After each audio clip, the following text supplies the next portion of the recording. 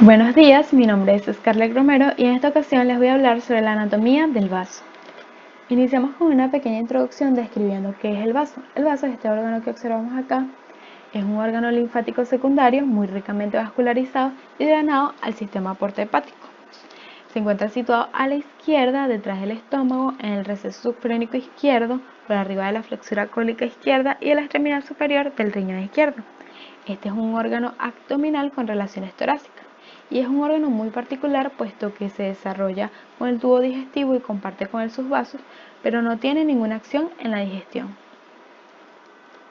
Entre sus características generales, el vaso mide un adulto promedio de 11 a 13 centímetros de longitud, de 6 a 8 centímetros de ancho y de 3 a 4 centímetros de espesor. En el ser vivo es de color rojo oscuro. En la autopsia, su peso es de 200 gramos en término medio. El vaso es un órgano blando y muy friable. ¿Qué quiere decir esto? Que se desgarra fácilmente y sangra en la cavidad peritoneal, por ejemplo, en las contusiones toracoabdominales izquierdas. Entre las variaciones de este órgano, las anomalías son raras, pero existen a menudo vasos supernumerarios, situados en los mesovecinos o en contacto con el páncreas.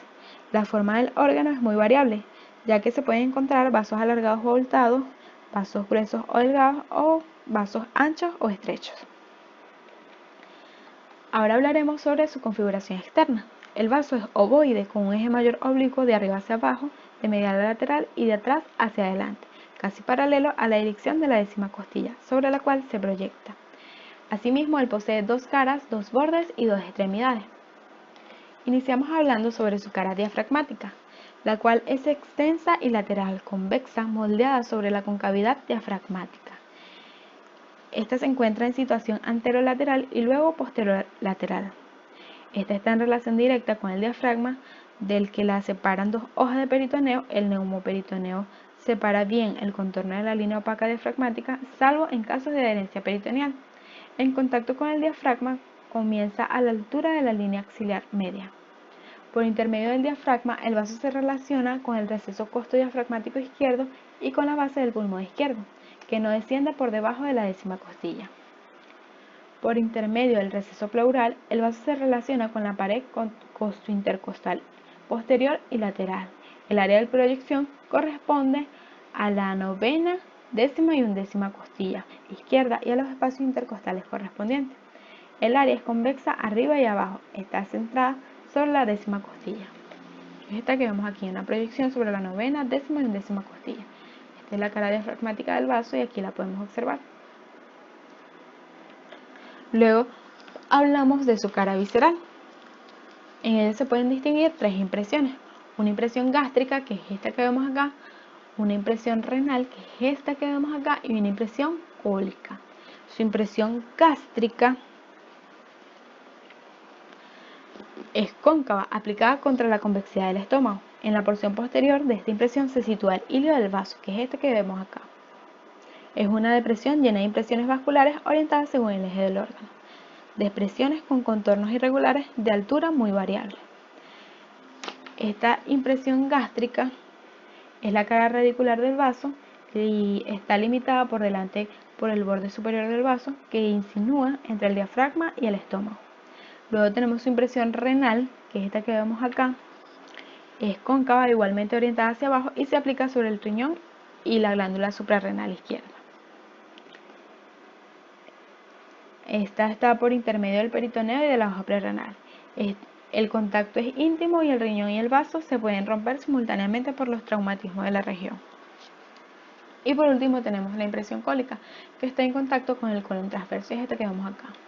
Acá tenemos una vista más amplia de la cara visceral del vaso y sus impresiones gástrica, renal y cólica. Por consiguiente hablaremos sobre los bordes. El borde superior es este marcado en rojo que vemos acá y el borde inferior es este marcado en amarillo que vemos acá. Su borde superior es anterior, convexo e irregular, marcado por dos o tres escotaduras muy características que persisten en los vasos muy grandes. Son estas escotaduras que podemos ver acá, lo que permite reconocer la naturaleza esplénica en algunos tumores abdominales. El borde superior se ubica entre la impresión gástrica y la cara diafragmática. Y el borde inferior es posterior, redondeado y rectilíneo. Está situado en la cara diafragmática y la impresión renal. Es este que vemos acá. Ahora hablaremos sobre sus extremidades. Se distinguen dos extremidades, una extremidad posterior, que es esta, y una extremidad anterior, que es esta. Su extremidad posterior es posterior superior de forma redondeada y se encuentra algo deprimida en su región medial. Es la parte más alta y más profunda del vaso y está situada entre el fundus gástrico y el diafragma, que separan esta extremidad de la décima y undécima costilla y de las vértebras correspondientes. Sobre este plano consistente, el vaso puede chocar y romperse en ciertas caídas de pie con el cuerpo en posición vertical. Y su extremidad anterior, que es anterior inferior, a veces formando un extremo muy marcado, cuando la impresión cólica es amplia. Su forma general es redondeada. La extremidad anterior del vaso se apoya sobre la flexura izquierda del colon y sobre el ligamento frenocólico izquierdo, al que se denomina por ello sustentaculum lienis. El vaso está separado del colon y del mesocolon por el espacio peritoneal. Ahora hablaremos sobre la constitución anatómica del vaso. El vaso está formado por un tejido de aspecto esponjoso compuesto por la reunión de folículos linfáticos esplénicos, llamados pulpa blanca, y es esta que podemos observar en esta imagen, rodeados por lagunas vasculares muy amplias, llamadas pulpa roja, y es esta que podemos observar acá. Los vasos están tapizados por células reticuloendoteliales, cuya acción fisiológica es muy importante. Este tejido, muy hemorrágico, muy inconsistente, está rodeado por una túnica o cápsula fibrosa, que emite trabéculas que penetran en la pulpa esplénica. Reforzada en la superficie por peritoneo, la capa serosa del vaso, esta cápsula fibrosa es delgada y no resiste a veces los traumatismos que producen entonces desgarros y hemorragias subcapsulares. Los hematomas así formados pueden ulteriormente romper la cápsula y ocasionar hemorragias intraperitoneales secundarias, o sea, rotura en dos tiempos. En cuanto al peritoneo, el vaso se desarrolla en el mesogastrio posterior, desplazado hacia la izquierda por la rotación del estómago. El brote esplénico inicial eleva la hoja izquierda del mesogastrio posterior, en la extremidad izquierda de la transcavidad de los epiplones.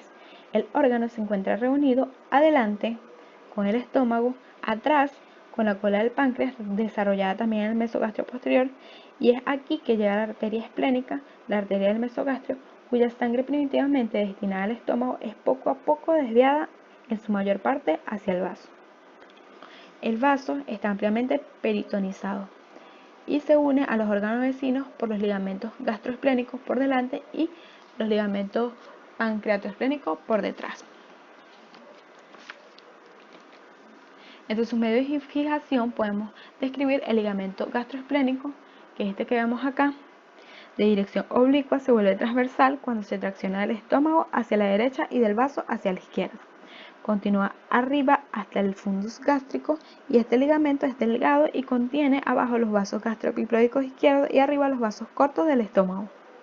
Luego tenemos el ligamento pancreatoesplénico, que es oblicuo adelante, lateralmente y a la izquierda. Es grueso, pues contiene, además de la cola del páncreas, que a menudo está en contacto con el vaso, la arteria y la vena esplénica. Hacia arriba alcanza la zona de adherencia gastrofrénica. Estos dos ligamentos se unen arriba y abajo del hilio del vaso. Arriba, a nivel del ligamento gastrofrénico, las hojas profundas se unen para cerrar por arriba la transcavidad de los epiplones, mientras que las hojas anterior de uno y posterior de otro se adosan para formar el ligamento frenoesplénico. Debajo, las dos hojas profundas se unen para cerrar por abajo la transcavidad de los epiplones. Ambas hojas, posterior de uno y anterior de la otra, se adosan y llegan al mesocolon transverso en la proximidad de la flexura cólica izquierda, para formar el ligamento esplenocólico, también llamado ligamento de Bailly, prolongado por el ligamento frenocólico izquierdo. El peritonizado en la superficie, el vaso aparece libre en la cavidad peritoneal, amarrado por sus dos ligamentos a la extremidad izquierda de la transcavidad de los epiplones. Tiene pues una raíz bastante compleja por la disposición del peritoneo. En cuanto a la celda esplénica, que es este espacio que vemos acá, es el espacio ocupado por el vaso que queda vacío después de su extirpación. La extirpación del vaso se llama esplenectomía. Es la parte más alta y lateral de la cavidad abdominal. Un divertículo subfrénico izquierdo de forma cóncava abajo y medialmente. La celda esplénica está cerrada arriba, atrás y lateralmente por el diafragma. Abajo por el mesocolon transverso, la flexura cólica izquierda y el ligamento frenocólico izquierdo. Atrás por la celda renal izquierda y medialmente por los ligamentos gastroesplénico y pancreatoesplénico, con sus prolongaciones superior, frenoesplénico e inferior esplenocólico. Ahora bien, hablaremos sobre sus vasos y nervios, iniciando con la arteria esplénica, la cual va a asegurar la irrigación del vaso. Esta arteria es la arteria primitiva del estómago y del mesogastro posterior. Durante el desarrollo se desvía de su destino gástrico en provecho del vaso. La arteria esplénica se origina en el tronco celíaco, frente a la primera vértebra lumbar, por lo tanto está lejos del vaso. En cuanto a su trayecto, después de un corto segmento suprapancreático, oblicuo hacia abajo y a la izquierda, transcurre transversalmente, sigue el borde superior del páncreas, pasa delante de la cola y por último llega al hilio del vaso, donde se divide en dos ramas terminales, una superior y otra inferior. Esta es una arteria voluminosa de 5 milímetros de diámetro en término medio. De esta arteria esplénica surgen tres segmentos: un segmento suprapancreático, que es este que vemos acá, un segmento retropancreático, que es este que vemos acá, y un segmento terminal. Su segmento suprapancreático pertenece a la región celíaca. La arteria esplénica se encuentra hundida en el plexo celíaco y sus ramos. Está situada detrás del peritoneo parietal, detrás de la porción retrogástrica de la transcavidad de los epiplones, que la separa de la parte media de la curvatura menor del estómago. Luego, en su segmento retropancreático, en su conjunto cóncavo hacia atrás, como el propio páncreas, este segmento de la arteria esplénica es muy sinuoso, que es esta parte que vemos acá, y varias convexidades arteriales emergen por arriba del borde superior del páncreas. La arteria comparte aquí las relaciones del cuerpo del páncreas, anteriores con la cara posterior del estómago a través de la transcavidad de los epiplones y posteriores con la raíz y la celda renal izquierda, por intermedio de la fascia retropancreática y de la fascia prerrenal. Las partes más inferiores se ubican por detrás del páncreas y algo más abajo la arteria se encuentra con la vena esplénica. Y por último, en su segmento terminal es prepancreático e iliar y describe una curva cóncava hacia adelante que comparte con la cola del páncreas. La arteria esplénica pasa sobre el borde superior y luego por delante de la cara anterior de la cola, oblicua hacia abajo, adelante y a la izquierda. La vena queda por debajo de la arteria y los dos vasos llegan al ligamento pancreatoesplénico. En la parte posterior e izquierda de la transcavidad de los epiplones, detrás del estómago, muy cerca del hilio del vaso. De esta arteria esplénica surgen sus ramas colaterales. Entre ellas se distinguen las ramas pancreáticas, que son numerosas y pequeñas y están destinadas al cuerpo y a la cola, así como la arteria pancreática dorsal, la cual es un poco más voluminosa. La rama gástrica, a la arteria gástrica posterior, en dirección ascendente, irriga la cara posterior del fundus gástrico, el cardias y la cara posterior del esófago abdominal. Y la arteria de la extremidad posterior, que se origina antes que la arteria esplénica llegue al hilio. Es oblicua hacia arriba y a la izquierda y a veces da 2 o 3 ramas al fundus gástrico del estómago y llega a la extremidad superior del vaso, donde penetra por el ligamento frenoesplénico. Son estas ramas que vemos acá. Luego tenemos sus ramas terminales. Entre ellas se distingue una rama superior y una rama inferior. Su rama superior y su rama inferior. Estas se separan de forma variable, sea en el hilio mismo en división T o a distancia de este en división en ángulo agudo. Su rama superior se dirige hacia la parte más alta del hilio, donde da de 4 a 6 ramas que entran en el parenquima por los 2/3 superiores del hilio del vaso. Y su rama inferior se dirige hacia el tercio inferior del hilio, donde se origina la arteria para el vaso de 2 a 5, entre ellas las arterias de la extremidad anterior, las arterias gástricas cortas para la curvatura mayor del estómago y las arterias gastroepiploicas izquierdas, que pertenecen al círculo arterial de la curvatura mayor del estómago. Aquí podemos observar el origen, el trayecto y las ramas laterales y las ramas colaterales y terminales del vaso. Por consiguiente, vamos a hablar sobre la vena esplénica, que es un afluente de origen de la vena portal hepática, es esta que vemos acá. Del hilio del vaso emergen venas satélites de las arterias. Estas convergen para constituir 2 o 3 troncos principales. El tronco inferior se enriquece con la gran vena gastroepiploica izquierda y así se forma el tronco de la vena esplénica. Esta es satélite de la arteria, pero siempre o casi siempre se encuentra debajo de ella. Pasa por delante de la cola del páncreas junto con la arteria, se ubica sobre su borde superior y se sitúa por detrás del cuerpo, por delante de la fascia retropancreática. Aplicada al páncreas se dirige hacia abajo y a la derecha y recibe a la vena mesentérica inferior, luego se une a la vena mesentérica superior para constituir el origen de la vena porta hepática. La vena esplénica es voluminosa, con paredes delgadas, se hipertrofia en la hipertensión portal. Estas relaciones son las de la arteria esplénica en su segmento justiliar. Medialmente, la vena está situada en un plano inferior, aplicada a la cara posterior del páncreas por intermedio de la fascia retropancreática y de la hoja prerrenal. Se relaciona con la vena renal izquierda, con la cual constituye una pinza alrededor del origen de la arteria mesentérica superior. El decolamiento del páncreas desde la izquierda, asociado con la esplenectomía, permite anastomosar la vena esplénica a la vena renal. Esto se llama anastomosis esplenorrenal para luchar contra la hipertensión portal hepática. Entre sus afluentes, las venas tributarias de la vena esplénica son numerosas. Venas gastroepiploica izquierda, venas gástricas cortas, venas pancreáticas, que son numerosas y finas, vena gástrica izquierda, habitualmente afluente directa de la vena porta hepática, pero de modo inconstante de la vena esplénica y de la vena mesentérica inferior, que en ocasiones puede faltar. Por medio de estos afluentes, la vena contrae anastomosis con las venas gástricas posteriores. Y de allí, junto con las venas esofágicas, es una vía de derivación portocava espontánea en caso de hipertensión portal hepática. Aquí podemos observar detalladamente el trayecto de la vena esplénica, que es esta que vemos en azul.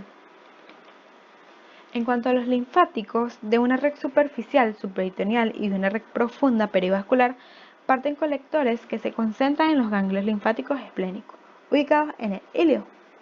Estos son drenados por linfáticos situados a lo largo de la arteria esplénica.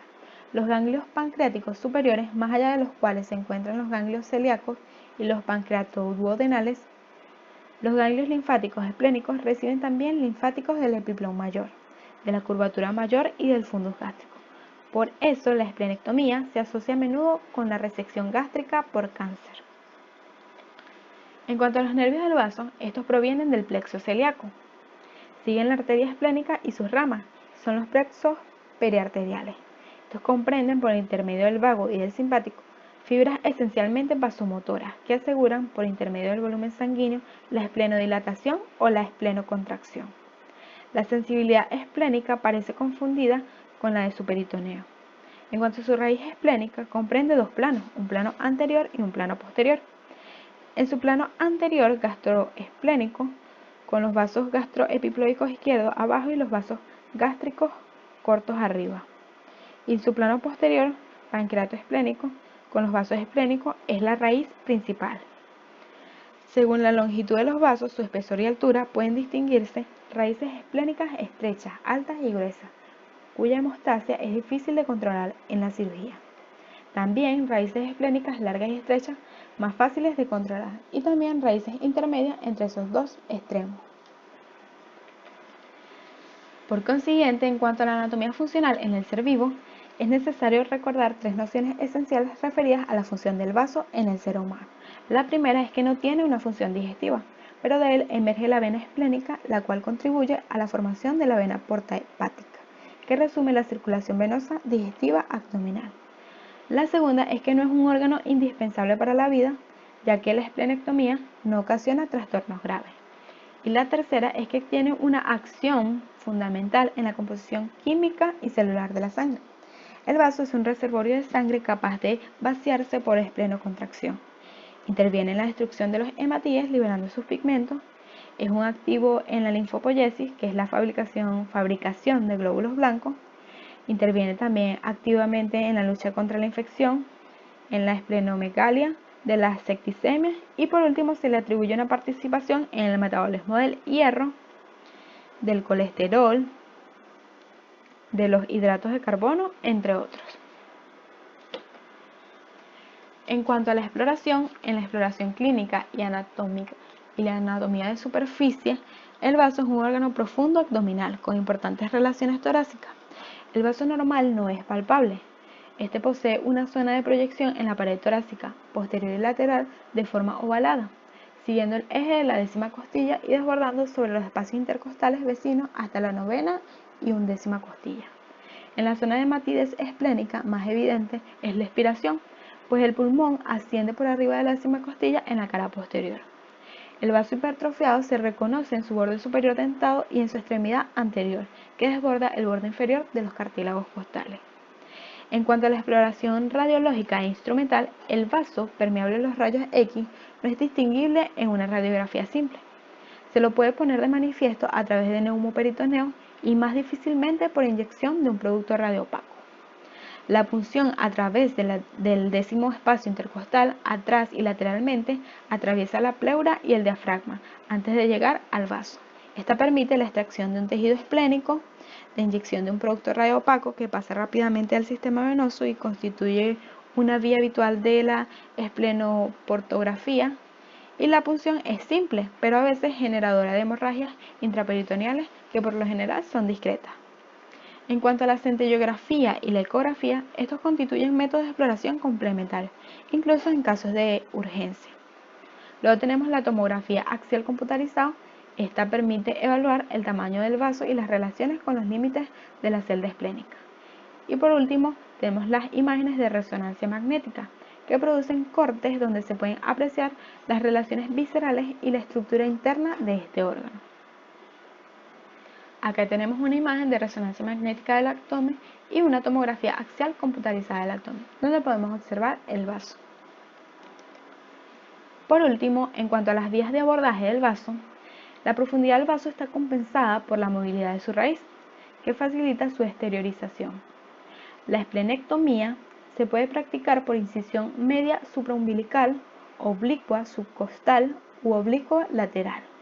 Esta paralela a los nervios intercostales. Se lo aborda también por vía torácica, toracofrenotomía o toracofrenolaparotomía.